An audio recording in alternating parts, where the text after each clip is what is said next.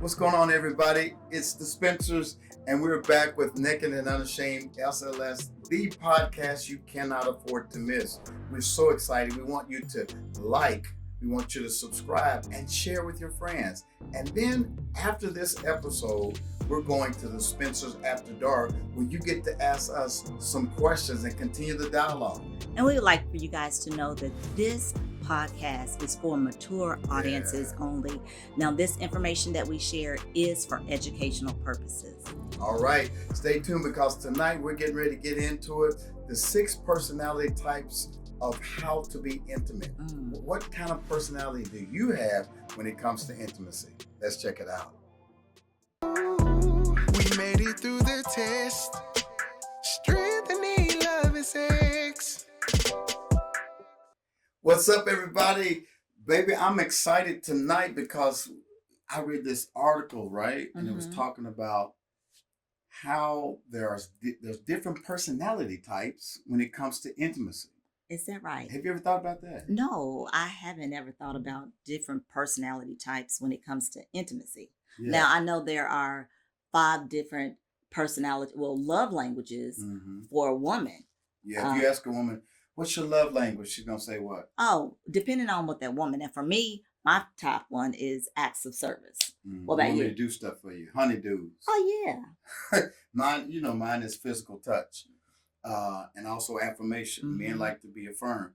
But when I was reading this article, all these different sexologists said that there's different personality types when it relates to sex. And what's crazy is that oftentimes you don't know what your personality type is because your desire is masked by your understanding of what sex should be like.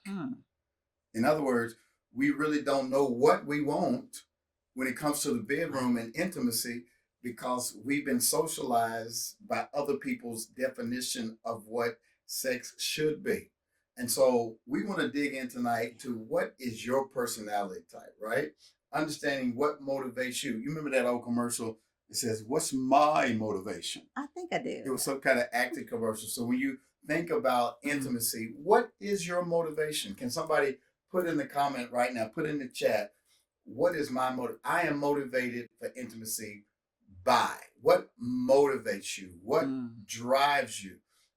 Tonight, Rhonda and I want to delve into the 6 different personality types and how you can adjust.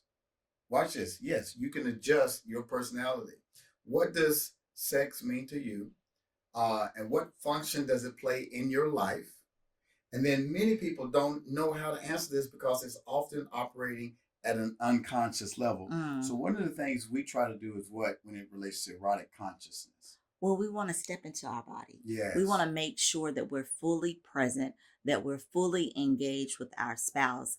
And so there are a lot of different couples that are having difficulty in the bedroom because they're on different pages. Man, somebody type in the comments, same page. We want y'all to get on the same page, and in every relationship, one wants it more and one wants it less. One's more exploratory, one's more conservative, but it can work if you know who you are and what your personality type is. And that personality, would you say, babe, it fluctuates over time? Oh, definitely. We're all getting older. And so based upon what could possibly be going on in our own body at the time, it kind of helps drive how we show up in the bedroom. Yeah, it changes over time, right? And so don't get depressed tonight when we're talking about the different personality types. You're like, well, that's where I am. That's where you are today. Today, yeah. It may change tomorrow. It's important to remember that our motivations for sex aren't fixed. They're fluid. And so tonight we're going to jump into it. Y'all ready?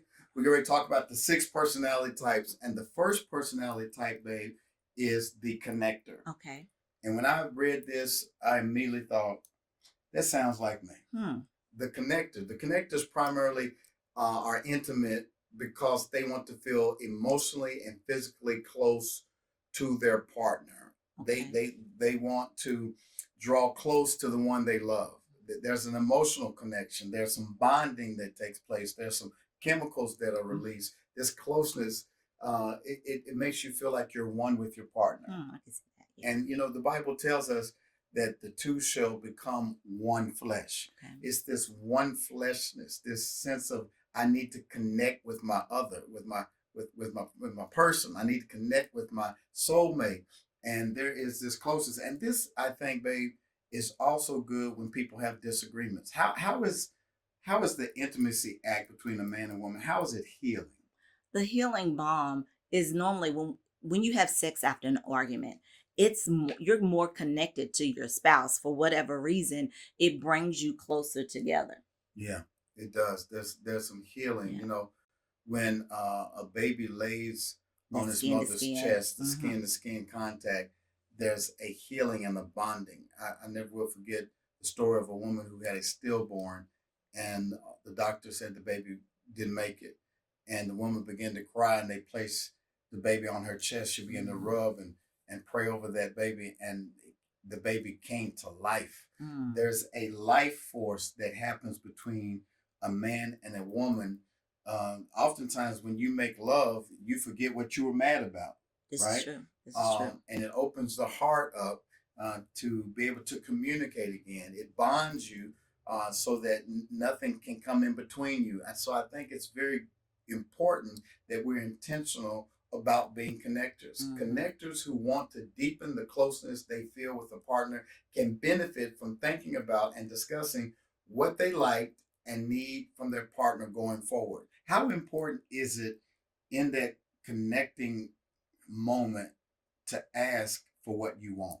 Well, one, when you're asking for what you want, you're already wanting to communicate that with your spouse. And so it's up to your spouse and for you both to discuss, like if you're a connector and your spouse is not a connector, she may be one of the other five, then that communication comes into play so you both can be on the same page. Yeah. It's so important to ask for what you Mhm. want. When we go out to eat, my wife is, if we go to the restaurant, she's like, I want a cheeseburger, no tomato. I want it cut in half. She's very specific. Well, when it comes to intimacy, she should be able to say the same thing. I want you to go slow and I want you to take your time. Don't be in a rush. And as a man, I'm Chef Spencer. I'm gonna give it to her just like she wants.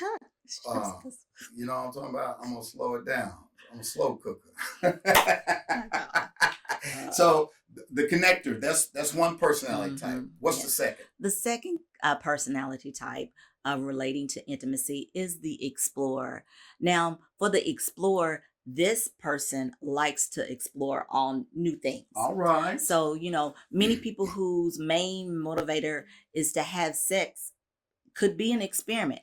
And that Mhm. experiment could be like you're understanding to get to know other parts of yourself. Wow. Like you're wanting to know, okay, well, how does it feel to have sex in the laundry room? Or how does it feel to have sex in the shower? So it's all about that experimentation. In Song of Solomon, the woman says to the man, she says to her lover, come explore your garden, taste of its fruit. And I think many times in relationships, we get stuck in these ruts. Mhm. We do the same thing Right. over and over again, and it can be boring. We need to be explorer, Dora the Explorer. We need to get our backpacks and go exploring the different erotic places within ourselves. Absolutely. Essentially, being an explorer is about what? Trying new things in bed to get to new parts of yourself. I'm gonna say it again. Being an explorer is not so much about getting to new places in your spouse, it's about getting to new places within yourself. Being present, erotically conscious, to settle down in your own person, to watch this, take that mask off. So many times we wear masks that hide our own desire because we've been socialized to think that it ought to be one way. When you don't know that there's other ways because you've never explored. Right. So, no pun intended, but it's time to go deeper, baby. It's time to go deeper to explore what else is inside of you. Do it. Are you feeling what I'm saying? Oh, How absolutely. many women just get stuck at that basic level without really exploring who they are erotically? It's a number of women that do that. And there are some men as well. True. But a way that you could remedy that is we love to travel. So go away for a weekend. write down one of your assignments when you're away is to write down all the things that you would like to experiment with. Come on now. Whether that's new places, new positions. New position. I'm thinking about Prince. I'm sorry. Go ahead. Okay, I don't know that song. But just write those things down, and then each of you write those down. And then you decide on a time when you will come together to cross-reference those ideas. Watch this, y'all. Y'all need to write this in the comments. You need to get an erotic template. An erotic template. A notebook. And y'all need to go say, babe, we're going to go away and we're going to write down all the things that we want to try new. Things that we want to explore.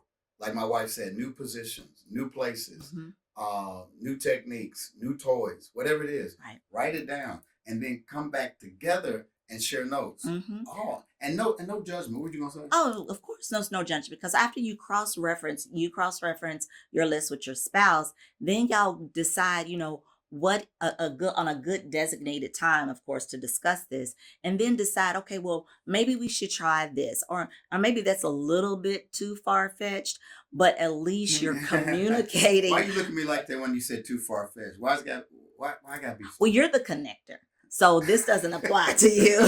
So which one? Okay, we're gonna get to it. So you're talking to each other, and then, but the most important thing is consent. Yes. You're not going to try a new sexual position or a new place without having the consent of your spouse. Yeah, and consent is all about who is this for, and are you comfortable in doing it? Some things you will be comfortable, some things not yet. And it's okay. You shouldn't feel a certain kind of way just because your spouse doesn't want to do it right now. Things could change over time, but the fun part is writing it all down and have some fun with even exchanging notes. You want, that's cool. And if there's something new on there and you're a little bit shocked, don't come across as condemning. Like, why you want to do that? It's like, oh, that's interesting. Tell me more about that. Right. Try to get an understanding to what your spouse, because it takes a lot of courage. It really does. It really takes a lot of talk about that. So, you don't want to belittle your spouse for putting something down that he or she wants to try in the future or in the present.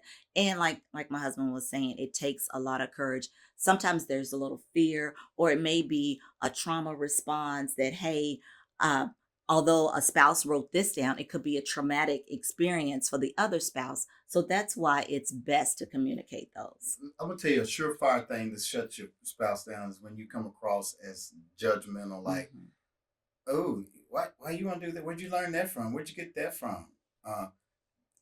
Question your spouse's sexuality, or, trying to be insecure about, did they do this with somebody else? This is about you all exploring. Right. The whole thing about exploring is we've never been here before. So hey, go with the open mind. So we got the connector. We've got the explorer, Dora the explorer, backpack.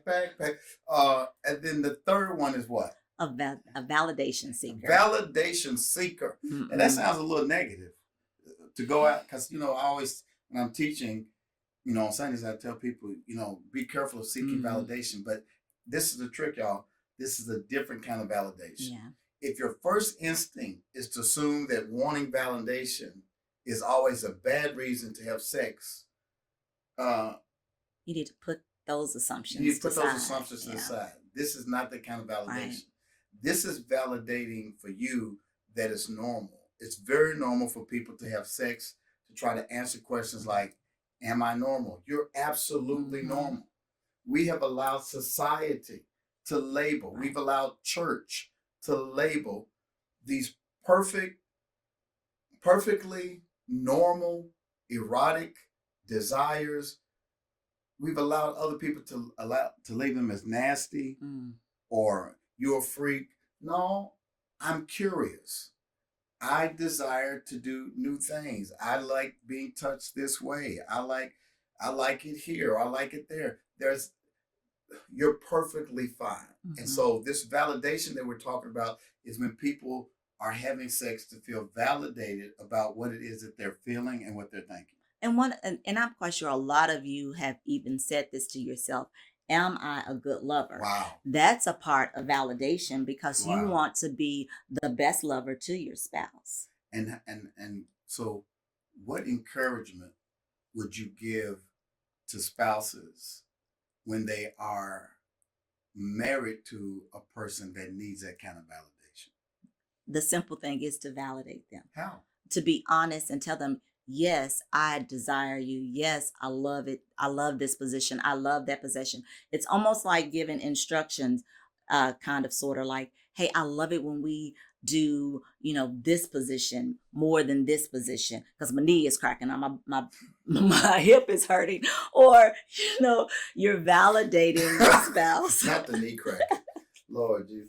And the sad thing is, It she's talking happens. from experience. Yes, sometimes. Snap, crackle, pop, Rice Krispies. For a man, babe, I would say this. Men need validation to say, that feels great. Oh, Okay. babe, you're doing it. That's great. I think women, how do women need validation? I don't know that y'all need validation like we do. We like it when y'all talk back to us like, yeah, daddy, or whatever. Whatever you say to us, that feedback, it feeds our ego, and it just what did somebody say today? I was watching a TikTok and somebody was doing a live of saxophones. He's like, yeah, when you hit that you hit the like button, I'm going to give you all my energy, and it's going to make me play even more. And so as a man, when your wife is stroking your ego and saying, baby, that feels great, it's like you want to go hard, you want to go longer, you want to please her. But for a woman, Mm-hmm. what kind of validation do you all need during that love-making moment to validate that, yes, I'm a good lover? Well, depending on the woman, some women may need that verbal validation as well. But I think for a lot of women, the validation is not verbal. It's about reading your spouse's body, being able to tell that, yes, she's moving more with me because she likes this position, or she's becoming more vocal with me. So I think it's that way for a lot of women. Now, the woman, you're saying the man needs to read the body language of the woman if she's moving a certain kind of way. But what are you looking for from me when we're making love to say, yes, I'm pleasing my husband? What validation are you looking for? The validation of if I'm pleasing you. And how do you know? Because I'm going to tell you. I'm going to verbalize and tell you that it feels good. I like this position. I don't think you're getting me. Okay. So for me as a man, I need to hear, yes, baby, that's great. Now, for you, what do you need from me to say, I'm a good lover to Stacy? I know I'm pleasing my husband because he said or he did. Mm-hmm. What kind of validation is your cue that you are a good lover? Your verbalness, that you're telling me. Oh, that okay. So that's what I'm getting at. Yes. So I need to say, baby, that's good, and you feel like, okay, I'm doing good. Now there are some women that want that verbal. What do you want? What I want is for you to read how my body is moving with your body, and that you know that you're doing a good job. So yeah, you see how we have to communicate. So basically, what you're saying to me is, you want me to read your body language. Mm-hmm. Now, if I'm laying there like I'm just been run over by a Mack truck, then you know it's not good. Mm-hmm. Okay. All right. And so, for me, it's not good when I do what? When you don't say anything. Okay. All right. So it seems to me what I just heard my wife say, she likes verbal feedback from me. And she also watches my nonverbal cues. Mm-hmm. And that's how you know whether or not you are indeed a good lover. I think it's important to give each other feedback when you are in the love act so that the other person knows what you're doing. Don't just lay there like roadkill. Mm-mm. Don't just, if you're just laying there stiff, obviously you're not into it. Having sex with validation isn't always helpful. It might be worth addressing if you start to feel overly reliant on sexual partner reassurance. So you also have to watch this. You also have to know within yourself that you're a good lover. Mm-hmm. You got to know what pleases you. It can't always come from your partner. You got to know what your desire is, what your turn-ons are, and how to please yourself. We talked about that in a previous episode where we talked about this the health benefits of self-pleasing. Mm-hmm. And so self-pleasing lets you know what exactly is good for you, and it also shows you how to be a good lover. So how do we do it better, babe? We can do it better by there are two different ways that are terms that speak to this validation. And one of it is called syntonic. Syntonic is when you're dropping into your body and you are wanting to be validated because of your emotions or your behavior or even the environment around you. Let me say this. I think syntonic, syntonic, it means that you're operating within the context of something that's pleasurable. Mm-hmm. So you're peaceful because you're in a peaceful environment. Exactly. You're feeling romantic because you're in a romantic environment. So validation is easier when you're in a syntonic context. Mm-hmm. But there's also a dystopic context, and dystopic is the opposite of utopia. Mm-hmm. Utopia is an ideal situation. Dystopic is a traumatic situation.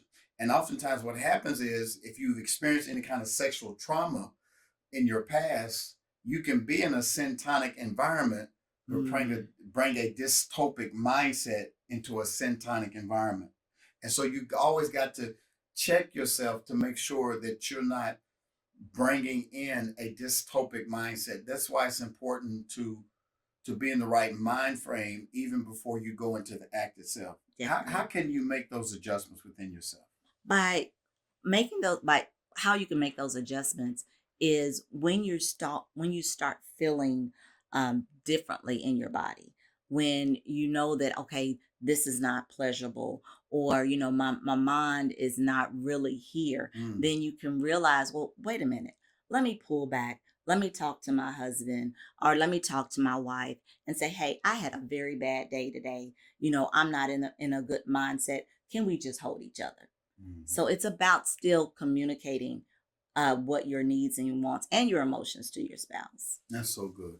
Listen, we're just halfway into it, and we want to pause for a little commercial break because we want you to be able to process all of what we're sharing. And so listen, right after this episode tonight, we are going to be talking in depth about these things that we shared. It's called the Spencers After Dark. And the reason we did that is because as we are sharing all these complex thoughts, we want you to have time to process it. So after this hour at 8 p.m. Central Standard Time, we're coming back for what? We're coming back for Spencers After Dark. And what we're going to do? And we're just going to go over the things that we discussed today. We're going to give you a chance to ask questions. So right now, during this little commercial break, we want you to get your questions together. Start writing down questions on the different personality types that we talked about. Ask questions about something we got into but maybe didn't explain it well enough, or something that just relates to intimacy in general. So you have a chance tonight. As a matter of fact, I want you to go call a girlfriend, a guy friend, a couple friend, and say, look, the Spencers are going to be live at 8 o'clock, and we're going to jump on together, and we're going to ask some questions. So right after this commercial break, we're coming back with 3 more ways that you approach intimacy. What kind of personality do you have? Stay tuned.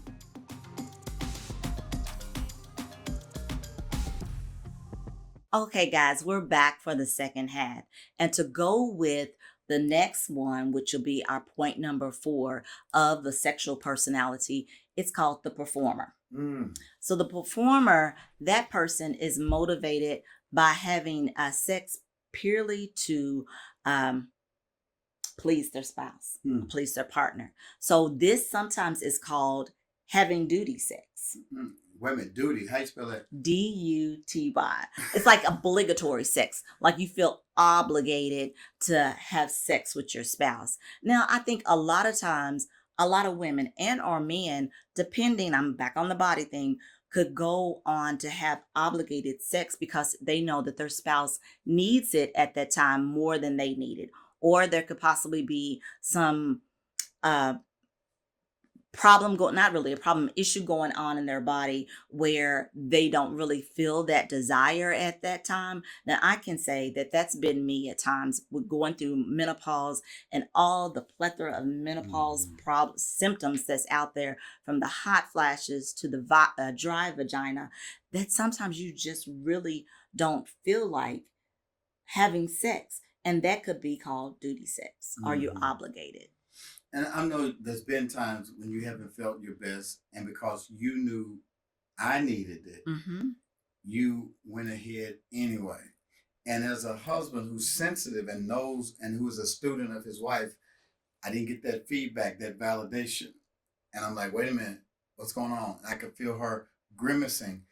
And we would have an open and honest Mm-hmm. conversation. She's like, I'm not feeling my best. It was a little bit painful. And so I'm like, listen, I don't want you to go through the Right. motions and be in pain. We can take a chill until you heal. Oh, I just came up with a rhyme. Look at you. We can take a chill until you heal, because I know you're not going anywhere. Mm. And your comfort and your pleasure is more important to me. Because what happens is, if you keep pressing through this obligatory intimacy, after a while resentment sets in. Yes, good. You know? Mm-hmm. And so I would just say to everybody out there, there are going to be times, let's just keep it 100. There are going to be times you got to fake it till you make it. Yeah. You know what I mean? You may not be all the way 100% turned on, like, but I know she needs this. I know he needs this, because I love them. You know, the Bible tells us, 1 Corinthians 7, that the husband's body is not his own, it's also his wife's. And the wife's body is not just hers, it's her husband's. And you should not deny the other what they need. However, there are times, Paul says, when you have to come apart. Mm-hmm. He says, for like prayer. He says, but even with that, you don't stay apart too long, lest the enemy come in and tempt you. So there's this rhythm, there's this dance about when we are apart and when we come back together. We believe that a healthy couple makes love at least 3 times a week. And there are going to be times when you're not healthy, or, there's not a syntonic moment where the environment is conducive for you to keep that 3 times. It's okay. But as much as it depends upon you, make sure that you give your spouse what you need. And sometimes we get stuck in this personality type of performer, pleasing, pleasing, pleasing, that you don't know how to pursue your own pleasure. Talk about that a little bit from a woman's standpoint. How important is it for a woman to pursue her own pleasure and not just give in to what her husband wants? Well, with that being said, you as a woman need to know what pleases you before you could please your spouse. And that could be as simple as applying shea butter all over your body. Putting lotion all over your body, not just places that seem to the public, like your arms or your ankles, but everywhere. Apply, and then just do it sensually. Like, okay, yes, I like that, how I feel on my arm. Oh, I like how I feel on my thigh. Oh, I like how I feel here and there. And then share those experiences with your spouse. So it could be that easy. There is a sexologist tip by starting with a hand massage. So like men, I know we always want to rush to the obvious, those erogenous zones that we like. But sometimes, in order to just warm our wives up, you might start with a hand massage and just, rub her hands. Now, my wife, you already know, we didn't talk about it. She's a foot woman. So she's always, she's tired of wearing her 2-hour shoes at church. One of our things is, I come home and like, give me your feet. And I will rub her feet. Oh my gosh. I rub her feet to, I need a hand massage. But that opens up the door for her to understand what she is feeling in her own body. Before we rush to the other erogenous zones that are our favorites, the breasts and all of that, we got to start so she can get into the mindset, okay, I'm relaxed, and start letting down the guard. This is true. And it's such a non sexual response or, massage, or that it doesn't have to lead to sex, but it does help, To relax. Yes, sir. And that's all. That's what it's all about, relax. Mm-hmm. So that's number 4. Number 5 is the personality type. Number 5 is the hedonist. The hedonist. Now that may sound a little bit alarming for you good Christian conservative people, but all a hedonist is a person that pursues pleasure, right? Mm. If you see purely as a way to feel good, then this may be your person. If you see sex as only a way of feeling good, this might be you. There are people who really just want to have a great time. I might fall into this category because I enjoy making love to my wife. I enjoy that feeling of skin to skin. I love being connected to her. Hedonists want to have fun. Sex is an amazing, exciting thing that we can do, and it's pleasurable, right? Mm-hmm. And I think God wants us to be pleasured by our spouses. I believe God wants us to enjoy our sexuality. Sexuality and spirituality are not two separate things. There's an intersectionality. And so the pleasure of being with your spouse is something that God put in marriage for us to enjoy. It's not just for procreation, but it's also for what? Recreation. Now, this may sound like the most straightforward sex personality type, motivated only by having a good time. Sometimes what hedonists often come to the terms with is that the sex element has an element of uncertainty and sometimes anticlimactic. But there's nothing wrong. Again, there's nothing abnormal about you if you enjoy sex. Mm-hmm. We need to normalize. Thank you. We need to normalize pleasure. It's okay to enjoy yourself. You don't have to feel guilty about it. God created this for you to enjoy with your covenant partner. So how do we do it better? So how you can do it better if you're motivated by pleasure only, rather than, you have to make sure that you're present and that you are actually having the best sex you possibly could have. And by doing that, you still have to make sure that you drop into your body, that you realize what you're doing and realize that, hey, I need to check in with my partner to make sure he or she is doing okay. And check in with yourself. That's true. Breathing. Mm-hmm. I think deep breathing. It does so much. We've incorporated this into our lovemaking, and I can tell you it's taken it to a whole nother level because you actually settle down into the moment. You cut out all distractions. You get out of your head, you get in your body, and you begin to notice the pleasure points that you might have overlooked. Oh, I didn't notice that it felt good there. Right. I'm going to slow it down. That touch, that light touch. Oh, I'm feeling every area of my wife's body. When I'm breathing and taking in that deep breath, I'm noticing the contour of her shape, the touch of her moles, the touch of her skin texture, the softness. All of that comes in the lovemaking moment. But if you're not erotically conscious in your own body, you skip over so much. It's like, okay, let me say it this way. One of the tricks I learned from driving long distance is they said to look at the landscape around you versus just the dotted lines in front of you. Because Rhonda will attest to this. I think I might have narcolepsy. I get sleepy when I'm driving long distance. So what I tricked myself into doing is start looking at the barns and the trees and the landscape. Even as I'm driving, I'm using my peripheral. What does it have to do with intimacy? When you're making love, it's not about getting to the climax and getting to the destination. It's about the journey. How does this feel? This kiss, this touch, this is it too fast? Is it too slow? It down. You don't want to get no speeding ticket. Put on cruise control. So all of those things are important. But that personality type is what? The hedonist. It's about feeling good. What's the last personality type? The last personality type is called the escapist. Now, this personality... Is that when you tie me up and I try to get out of the knots? No, it's what not. Is it? I don't tie him up. It is not. No, it's this one who wants to, the escapist wants to use sex as a stress relief. Mm.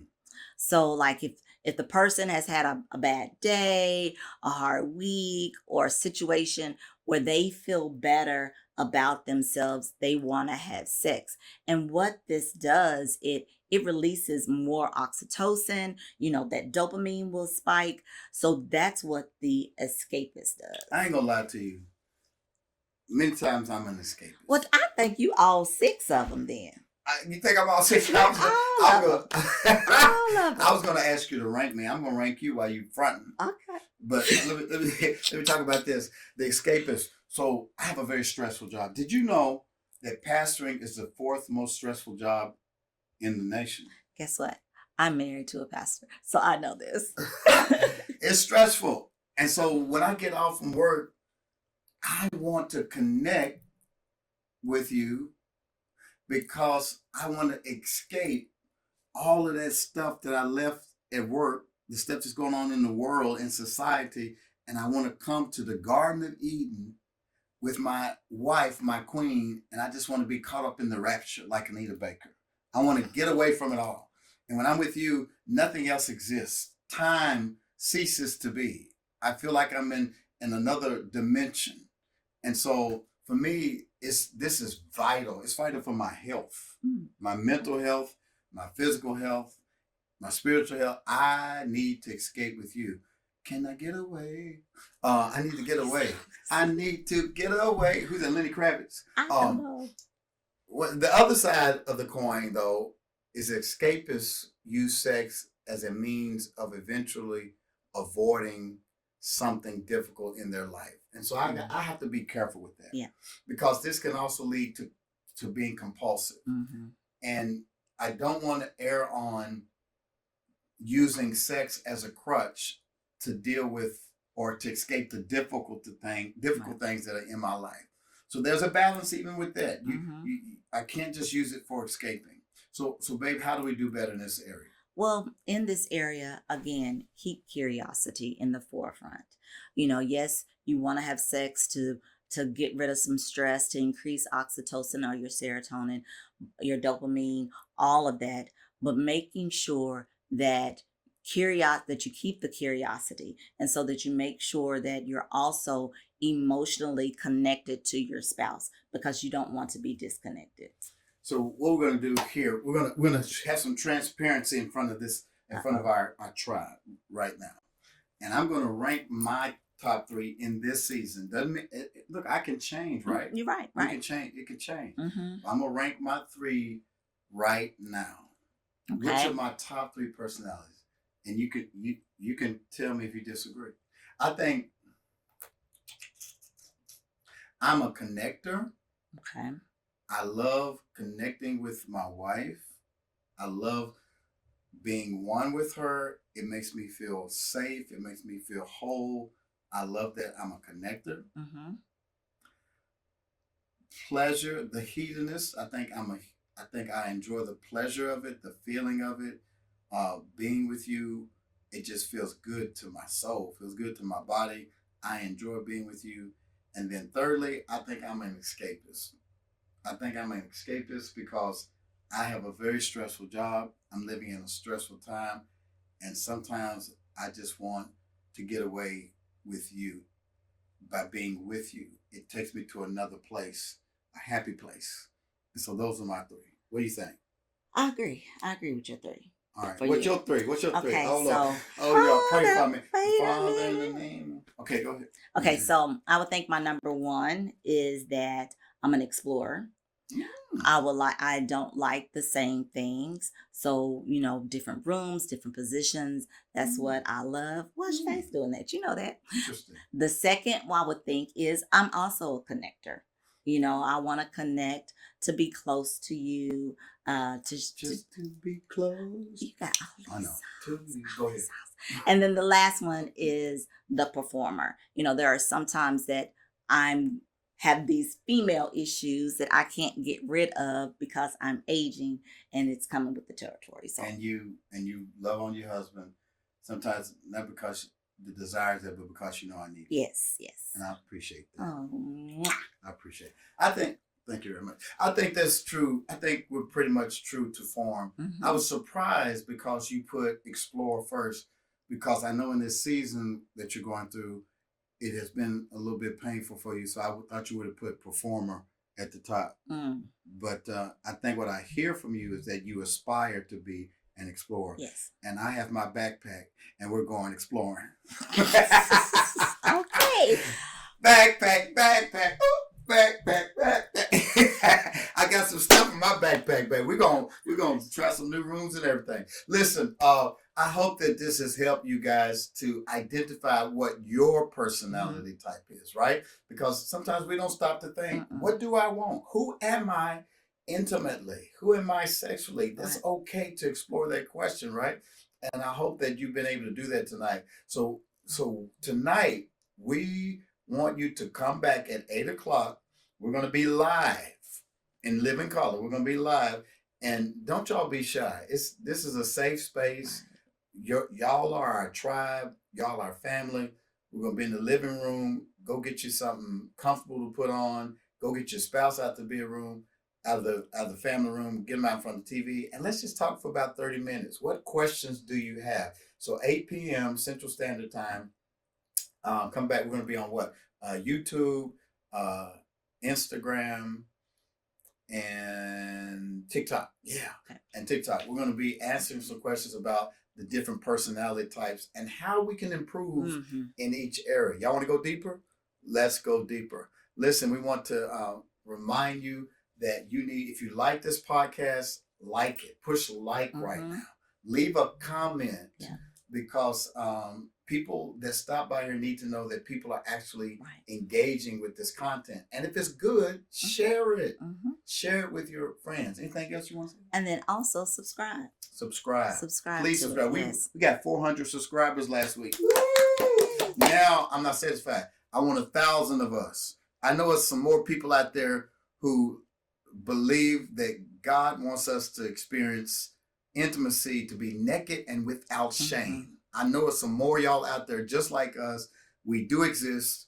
And so I want us to create our tribe. And I believe it's at least 1,000 of us out there. And speaking of tribe, if you want to be a part of our inner circle, you can be a part of the Eden Circle, where we do coaching, we do meetups, we have master classes. We got an international retreat we're working on next year in June. We're going to Los Cabos. So stay tuned on that. So being a part of the Eden Circle gives you exclusive access to us. We want to be your coaches. You need two things to grow in your marriage. You need a coach and you need a community.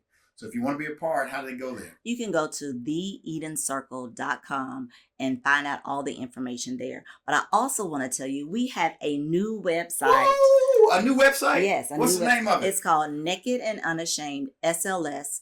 But to get to it, it's nakedandunashamedSLS.com. Yeah. So there you can go find all about us, all about what we believe, how we back this with scripture, get information on our international and domestic retreats. And if you need to get in contact with us, you can go there. Yeah. So put it on the screen right there, www.nakedandunashamedSLS.com. You got it?